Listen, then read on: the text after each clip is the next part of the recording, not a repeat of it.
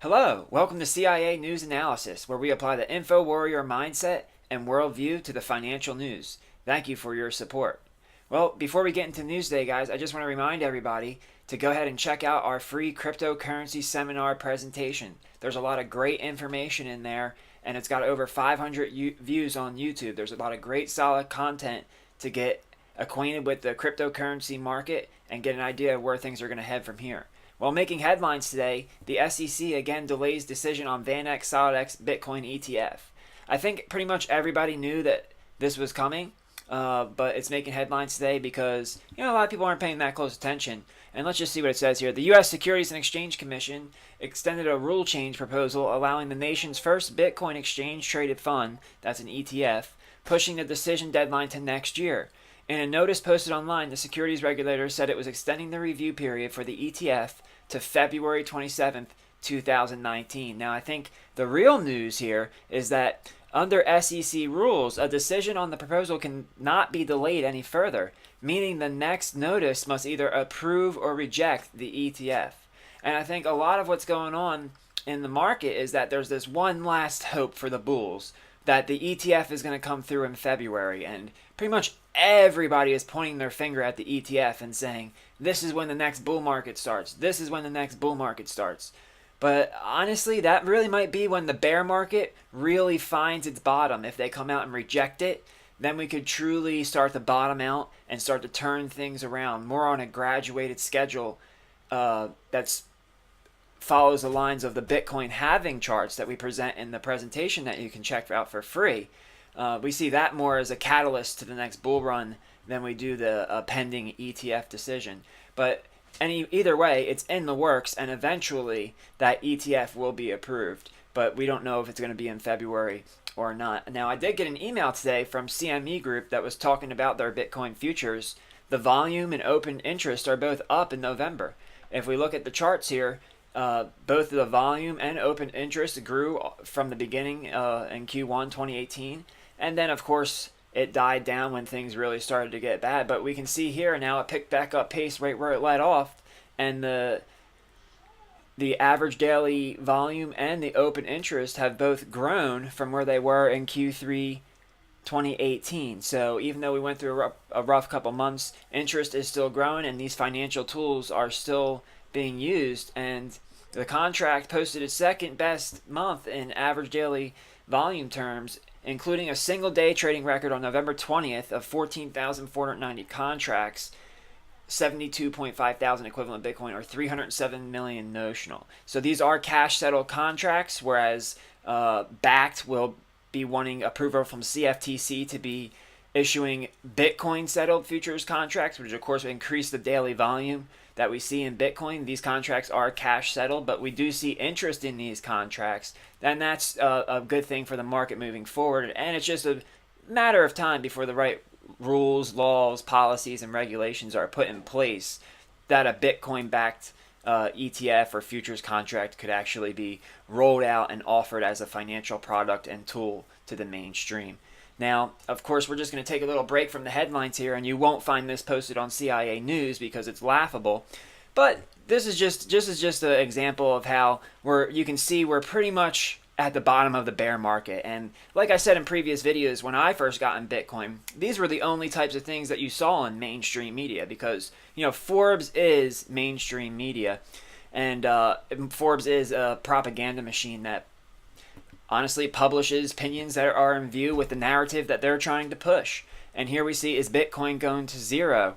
And just one thing I wanted to point out in this article, it says, there are no real fundamentals to evaluate. Bitcoin doesn't produce any products or services, hire any employees, or pay any dividends. The only way profits are generated is when the owner is lucky enough to find someone else who will pay more for the thing.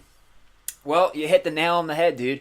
Like, the guy who wrote this article clearly doesn't understand a non-centralized currency, or a currency where you don't have to depend on a third party. Yeah, there's no real fundamentals because this is an emerging asset market. You only have 9 years, maybe 10 years of data before you have nothing to go on, versus traditional markets where you have decades of data. So of course there's no real fundamentals because where it goes next is a guess. But as far as it goes down low is as far as it comes back up high. We see this coded into Bitcoin. Again, to learn more about that, check out our free cryptocurrency presentation. All right, well, enough of this FUD. This FUD is not even worth posting on my news on our website, but I just wanted to touch on it because typically when articles like that are coming out, that's when you start to get at the bottom of the market. The market sentiment starts to turn around. The bulls are hiding with their tails between the legs, and the bears are yelling their story from the mountaintops, no matter how silly it is. Moving forward, even proving how silly that story is that U.S. Congressmen introduced 2 bills to prevent crypto price manipulation.